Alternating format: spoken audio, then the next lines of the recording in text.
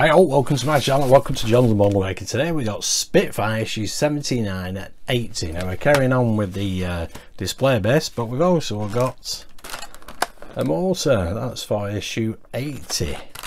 Lovely jubbly.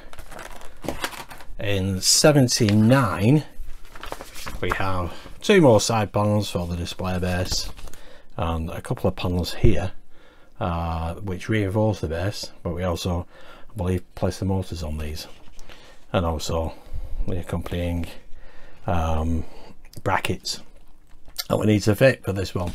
So let's get on with the build. Okay, so then we've got the parts. Came in a box just like the previous issues. We don't need that anymore.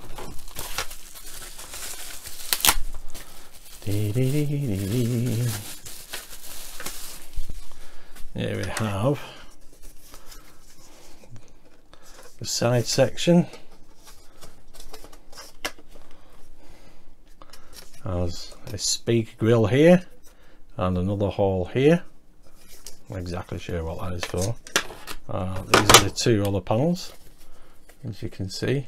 They got lugs on them, and some are higher one side. These are shorter lugs than those four. I'm sure that's where we place the motors. Then we just got the brackets. Now I need to reconfigure so as we can get everything into place. I think I might put the brackets in first, and then we'll put the side panels in. So I'll just configure my cameras so I can get a better view of it all for you. Won't be a minute. Okay, so first of all we need to put another one of these brackets here. And just get them parts out.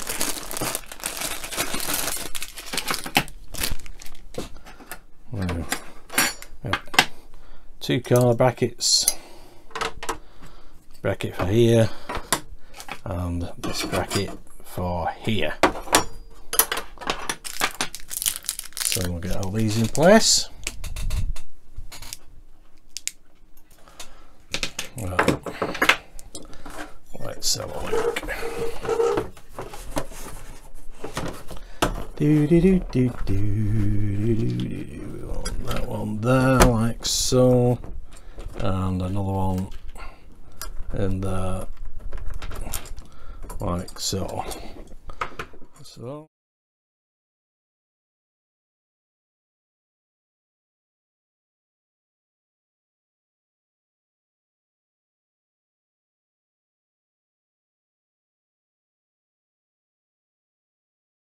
We'll just have to wing this one rather than go off the instructions.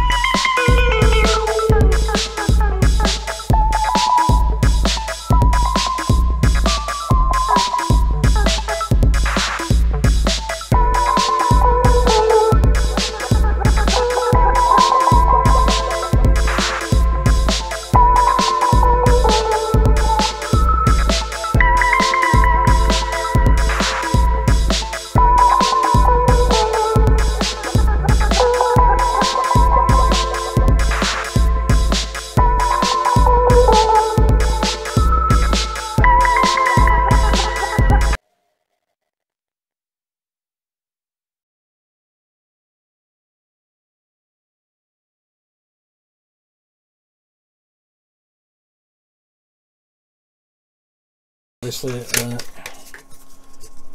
these two panels. Now I do believe I go like that, and just check the instructions, make sure I've gone the correct way. Yep. So this is number 6. So number 6 is for this one here. Position that there, and this one obviously will go there like so. There we go. Now we just need to screw these in.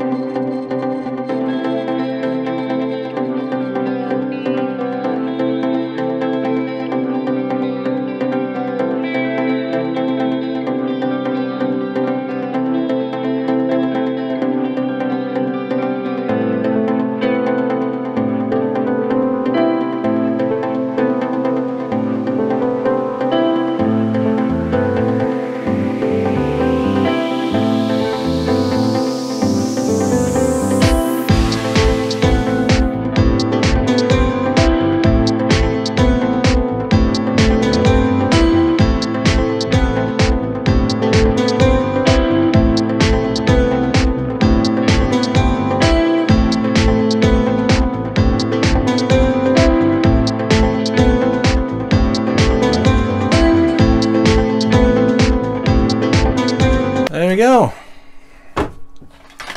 That is the side panels in place.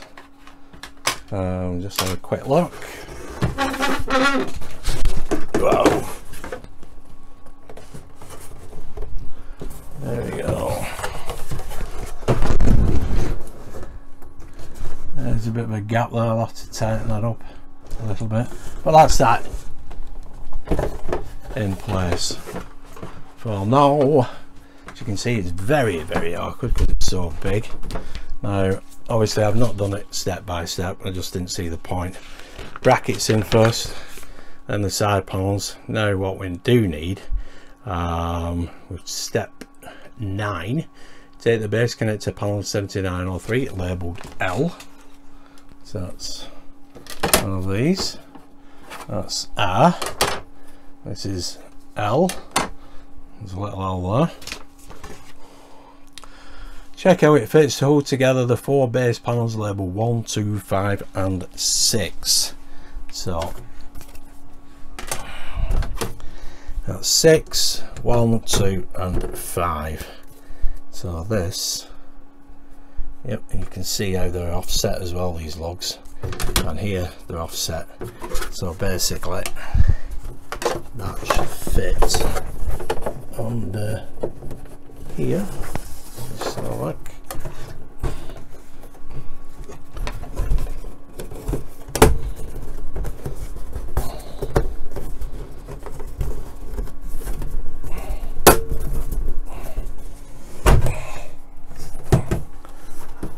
there, like so. As you can see, they're protruding.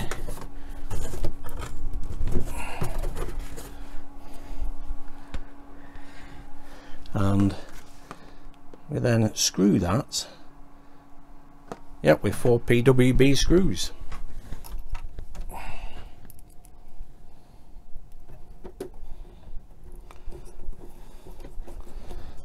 What will be a good idea, if you do get any gaps in between these panels, you just loosen everything up and put these black panels underneath, line them up in the holes, and this will draw these 4 together, and then you can tighten everything up afterwards.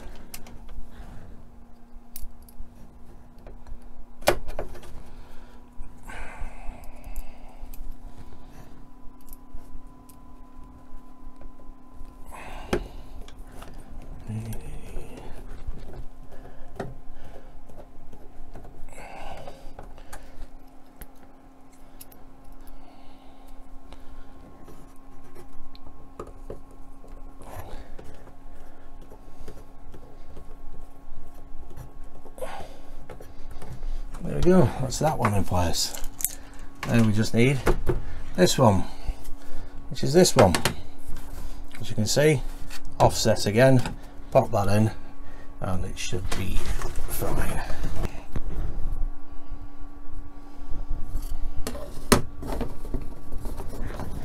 There we go, that's where it positions, just the same as this one. So now let's pop it back over, make it easy for me.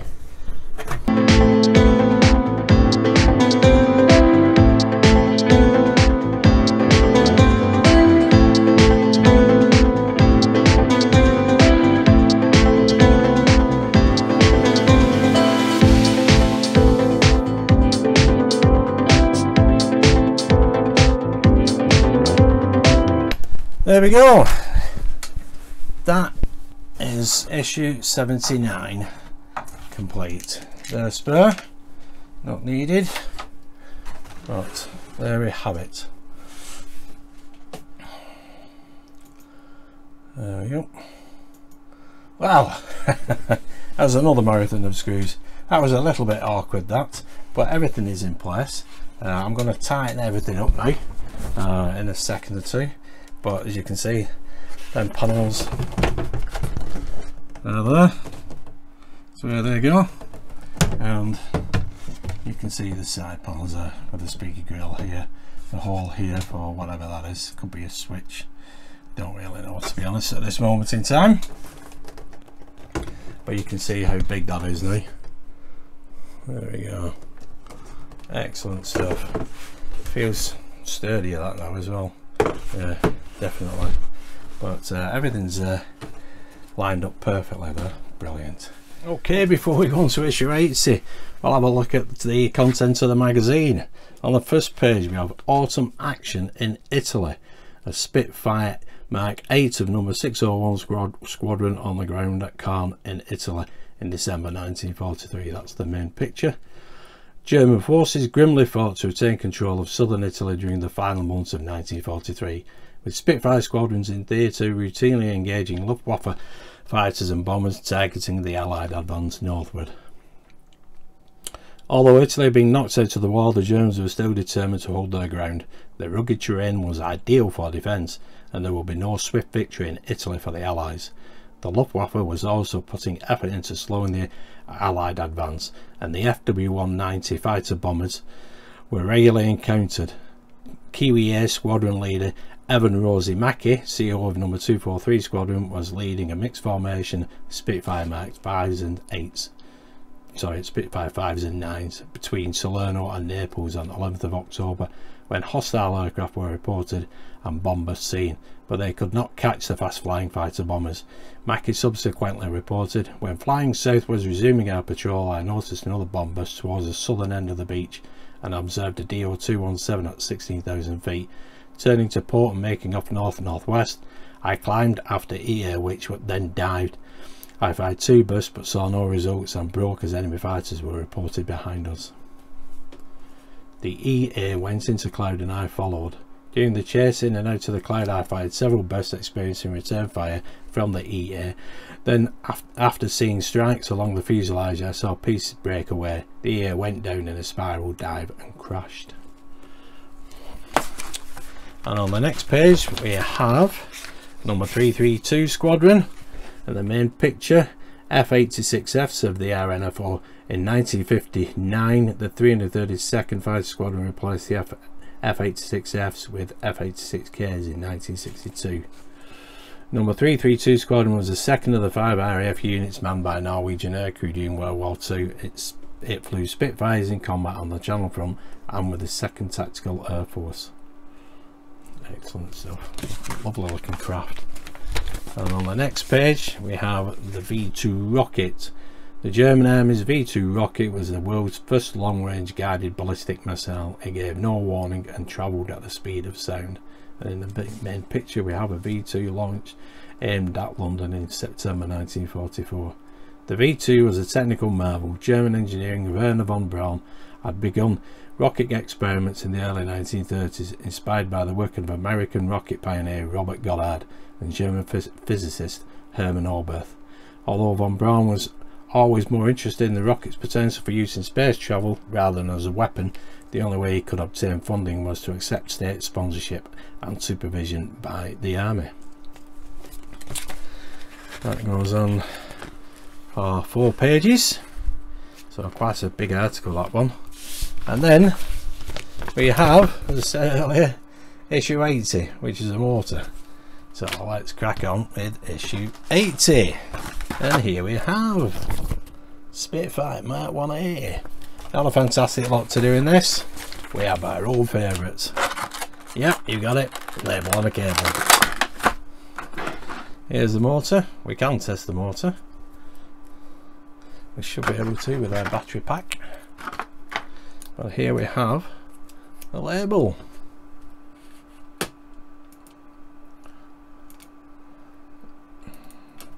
There we go. So basically it always likes us to put the label in the socket, so we can do that. We can quickly test the mortar.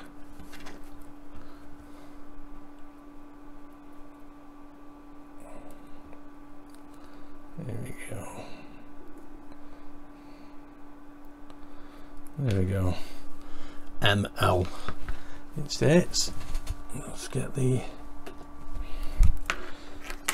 battery pack, put that in. There we go. Let's see. There we go. That's quite a size motor as well. Looking at issues 81 and 82, we have a housing for this and a steel rod with grooves in it that moves the actual plastic, what do they call it, plastic post up and down, obviously. But obviously we'll need more electronics before we can do anything with that, but at least we can test the motor, which we have done. So there we go, that's issue 80 complete. Not a fantastic lot to it. Let's keep that safe somewhere. I'll have the little board on it. Brilliant. So that's the first motor for the display stand, and issue 80 parts completed. So we'll have a quick look at the content of the magazine. The first page, we got utility, making the most of resources. For women, 4 models showing off a range of utility dresses. The clothes were first revealed to the press in September 1942 and went on sale to the public the following year. The fashion magazine Vogue was impressed. All women have the equal chance to buy beautifully designed clothes, it claimed. Many goods almost disappeared from the shops in Britain after war broke out in 1939 as the raw materials for making everyday items such as furniture and clothes became scarce.